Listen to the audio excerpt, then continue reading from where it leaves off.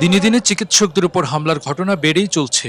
শরীয়তপুর সদর হাসপাতালের চিকিৎসক ডক্টর নাসির ইসলামের উপর হামলার ঘটনা সেই বাস্তবতারই আরেকটি উদাহরণ। চিকিৎসকদের দাবি, দেশের বিভিন্ন স্থানে প্রতিনিয়ত এমন ঘটনা ঘটছে যা স্বাস্থ্যসেবাকে চরম ঝুঁকির মুখে ঠেলে দিচ্ছে।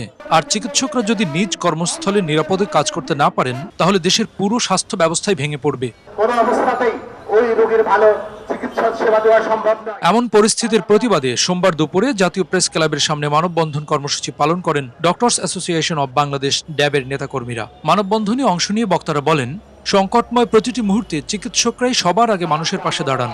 করোনা মহামারী সহ বিভিন্ন দুর্যোগে নিজেদের জীবনের ঝুঁকি নিয়েও তারা দায়িত্ব পালন করেছেন। বক্তারা বলেন, চিকিৎসকদের নিরাপত্তা নিশ্চিত না হলে তারা স্বাভাবিকভাবে মেধাভিত্তিক সেবা দিতে পারবেন না। একই সঙ্গে আইন নিজের হাতে তুলে নেওয়া থেকে জনগণকে বিরত থাকার আহ্বান জানান তারা। সৃষ্টি করে যারা ঘটনাটি ঘটায় তার পিছনে কারা সেটি কিন্তু আপনাদের জানতে হবে। এ সময় তারা জানান, প্রত্যেক উপজেলা স্বাস্থ্য কমপ্লেক্সে 10 জন করে আনসার সদস্য নিয়োগ দেওয়ার বিষয়টি সরকার বিবেচনা করছে। আশ্বাসী স্বাস্থ্য ব্যবস্থা গড়ে তুলতে হলে যার পূর্ব শর্ত হলো চিকিৎসক এবং স্বাস্থ্যসেবা কর্মীদের নিরাপত্তা। চিকিৎসার অবহেলা, দীর্ঘ মৃত্যুর পরে বিভিন্ন ধরনের সন্ত্রাসী ঘটনা ঘটছে, আমরা এর তীব্র নিন্দা জানাই। তারই ফলশ্রুতিতে শরীয়তপুর সদর হাসপাতালে ডাক্তার নাসির ইসলামের উপর যে অমানসিক নির্যাতন করেছে, আপনারা সবাই ফেসবুকের মাধ্যমে ভিডিও দেখেছেন।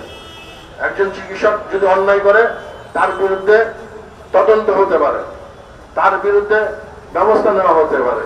সে যদি দোষী সাব্যস্ত হয়, আইন অনুযায়ী যে ব্যবস্থা আছে আমরা চিকিৎসকের সেটা সমর্থন করব।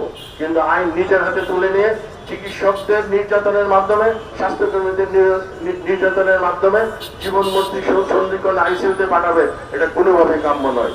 এতে স্বাস্থ্য ব্যবস্থায় অস্থিতিশীলতার সৃষ্টি হবে, স্বাস্থ্য ব্যবস্থায় অনাস্থার সৃষ্টি হবে। চিকিৎসকরা, স্বাস্থ্যকর্মীরা নিরাপত্তা হলে ঢুকবে, এতে মনে করি আমরা স্বাস্থ্য ব্যবস্থা ভেঙে পড়বে।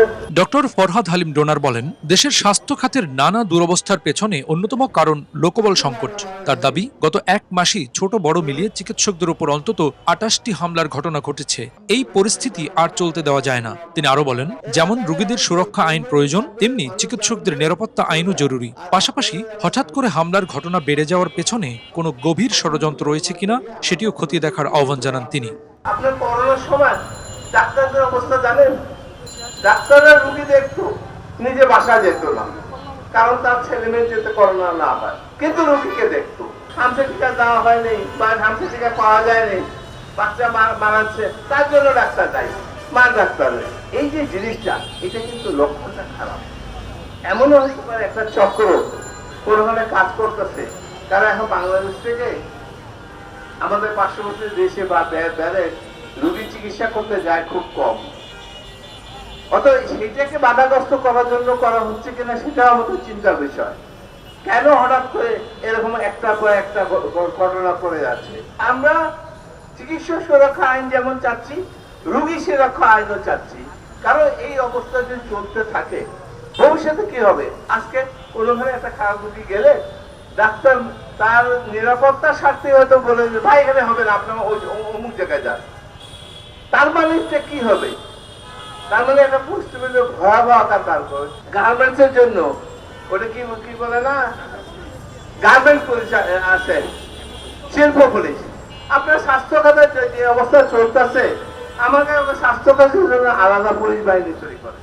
বক্তারা আরো বলেন, হামলার শিকার চিকিৎসক ডক্টর নাসির বর্তমানে সংকটাপন্ন অবস্থায় চিকিৎসাধীন রয়েছেন এবং জীবন মৃত্যুর সন্ধিক্ষণে লড়াই করছেন। চিকিৎসকদের ভাষ্য, নিরাপদ কর্ম পরিবেশ নিশ্চিত না হলে স্বাস্থ্যসেবার মান আরও ভেঙে পড়বে। তাই দ্রুত হামলাকারীদের দৃষ্টান্তমূলক শাস্তি এবং চিকিৎসকদের জন্য আলাদা নিরাপত্তা আইন প্রণয়নের দাবি জানিয়েছেন তারা। আপনি আমাদের নিরাপত্তা দেন, আমরা একটা হেমায়েতুল্লাহ নূর, মেডিকেল পোস্ট।